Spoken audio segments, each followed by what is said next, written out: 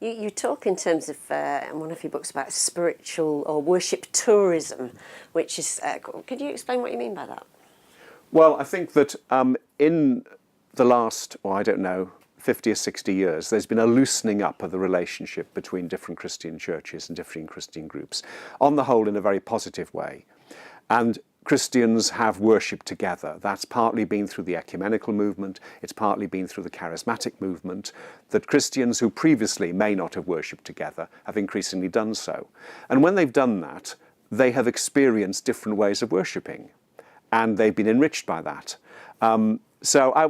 Tourism,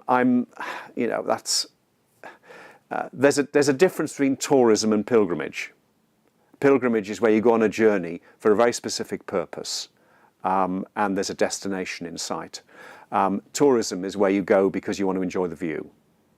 And I think that what we don't want in worship are spectators. It's not a spectator sport. It's something for participants.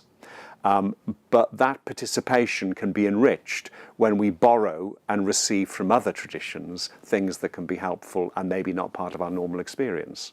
So, liturgical churches, as you might call them, loosened up by openness to the Spirit, and spontaneous free worship enriched by the use of pre-composed, pre-prepared material that gives the congregation a voice. And as Baptists, we could embrace all of these because of the freedom that we have, not to conform. Do you see that happening? Are you heartened by the fact that you think this has been something over the years that you've seen people? I mean, there would have been a point in time where worship and styles of worship would have been the dividing factor between your church and mine, for example. We have a more contemporary style of worship maybe at times, but actually I think either of us would find ourselves at home in each other's churches. Do you think that's something that more recently is developed, is developing? Yeah, I mean, I think that, some decades ago, a man by the name of Robert Webber, who was a great worship writer in the States, evangelical, coined the phrase worship wars.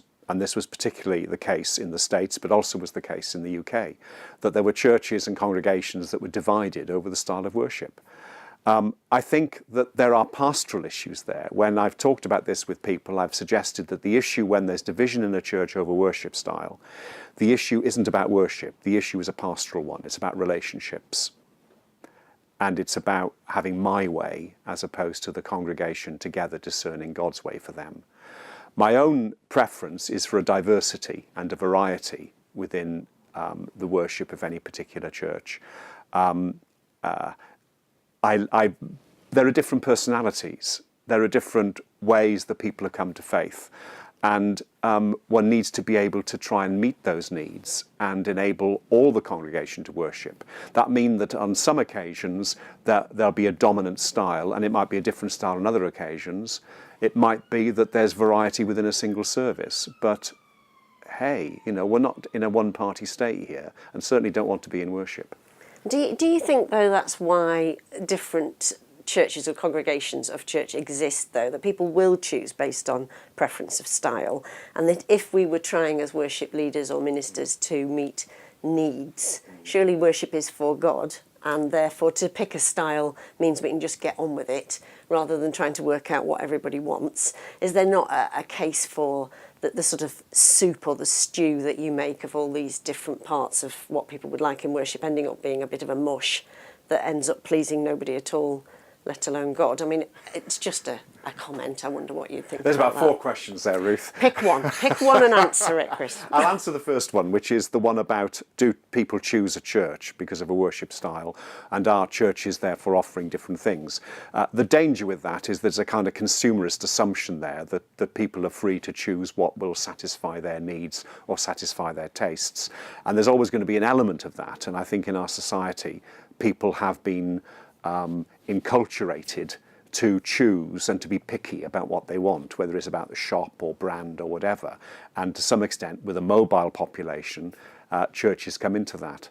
But I think the key issue is not whether two churches close together are very different and people choose, but whether those two very different churches are in fellowship with one another.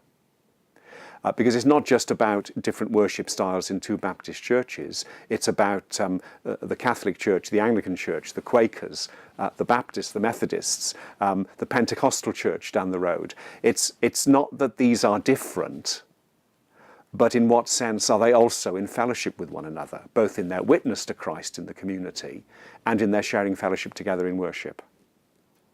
At the end of the day, you asked me about what worship is, and I want to say two things about worship. Firstly, it is the community of God's people encountering God, seeking God in worship. Secondly, it is seeking God's kingdom. It's about praying for God's kingdom. When Jesus taught his disciples to pray, "Our Father who art in heaven, hallowed be thy name, thy kingdom come, thy will be done on earth as it is in heaven." So immediately the prayer on the one hand is "Our Father who art in heaven," which is about our relationship with God. And secondly, it's about praying that God's will be done and made manifest in the world today, praying for God's kingdom. So worship is immediately focused on God and yet also spilling out into the whole of life and to the rest of the world.